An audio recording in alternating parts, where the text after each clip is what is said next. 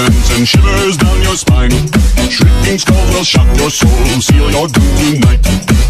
Hello everybody, the Astonishing Spider-Man here, and today we're going to be looking at the Spider-Man 3 red and black suit Spider-Man Minimate figures from the debut pack from 2007 Diamond Select Toys, which, I'm going to tell you right now, is a company that will never be mentioned very much on this channel. Even though some of their figures from their lines have been pretty good, only very few of them have caught my eye. Venom! Mostly everything else in their lines are just statues and basically glorified statues with bonus moving parts. Nothing considerable to an action figure collector like me. Anyway, I might be a bit off about the exact package, and I'll explain why as I review these figures more.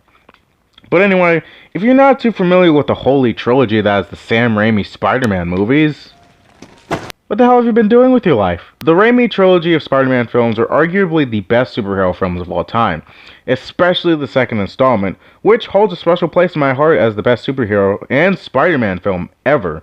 And if you disagree with me and try to claim that these films are complete trash and outdated due to their cheesy scenes and jokes... That's a cute outfit. Did your husband give it to you? My nigga, you just got roasted, yo! Well, I respect your opinion. Your opinion is nonetheless Trash, Brock. and my love for these films are very apparent when you look at the merchandise I have.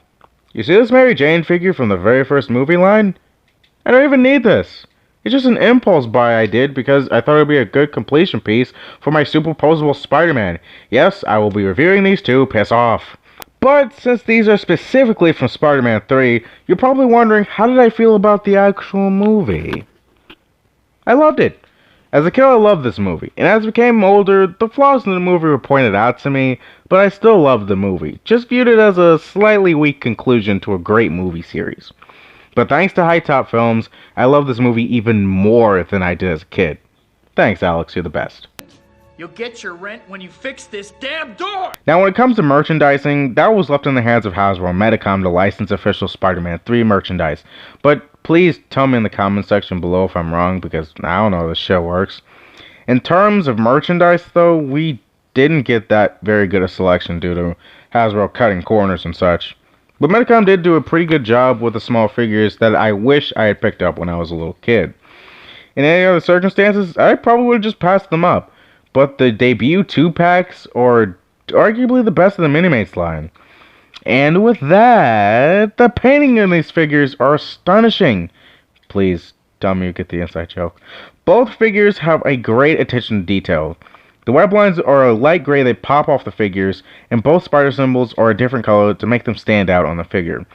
Though the back spider on the red and blue suit could have been brightened to be able to see it better in incoming mini rant, but I feel like they were a bit lazy for using the chest spider for the back spider for the red and blue suit.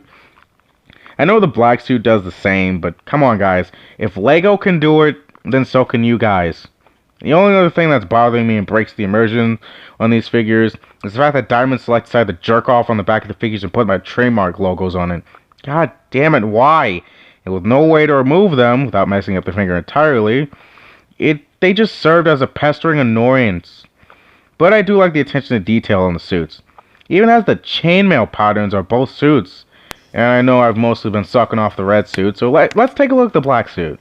The black suit has that same astonishing details, with the chainmail patterns as well. Hell, there's even webbing on the hands and feet.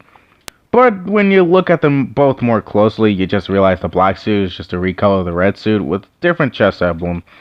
But honestly, I think the movie succeeded with the duality of the symbiote suit, and how it represented Peter's aggression and selfishness with every time he uses the suit. A euphemism for substance abuse, if you will. See you, chump. He goes as far to use the black suit to exact revenge and believe he's killed the Sandman. Good riddance. Also, fun fact for this scene, Thomas Hayden Church, the actor playing Flint Marko Sandman, actually broke a few knuckles punching this wall. I knew this for a few years, and this is the first time I actually have told anybody about it. What does it matter to you anyway? Everything! He becomes so engrossed with this addiction that he hurts Harry by blowing up half of his face in a fight and just slaps the shit out of Mary Jane. Just straight up backhands her. Like, holy shit. In the video game, they dumbed it down to him swinging too fast for her. But in the movie, he just pulls the Hank Pym maneuver on her.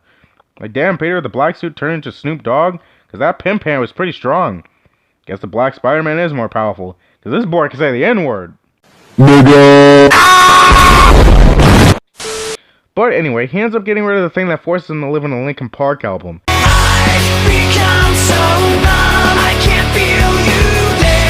And goes back into the red and blue just in time to fight Fuck You Future Review. And for high grade Lego, for these figures, they make some pretty decent poses. And speaking of poses, these figures have a great amount of articulation. Ball jointed head, can look up that far, down that far. You can also get a tilt out of it. And as a ball joint, you know that ball joint can be a dead meme here. The shoulders are on ball joints, which can do a decent range of motion, but you can't go that far out. But as you know, every ball joint can be a swivel here, and single jointed elbows that can move at a 90-degree elbow, and hands that can 360, which is a fancy way of saying swivel here. Hips are also on ball joints, same as the shoulders, and sadly that means no beautiful spread. Single jointed knee, which ensures he can kneel. Okay, that kind of... I thought they could kneel. Let's just pretend that he can kneel.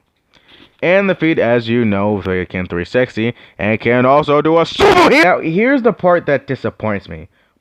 Both of these figures are supposedly from the same debut 2-pack. But there's a small detail that I had realized when I was looking over these figures during the review. The black suit is from the debut pack, but the red suit isn't.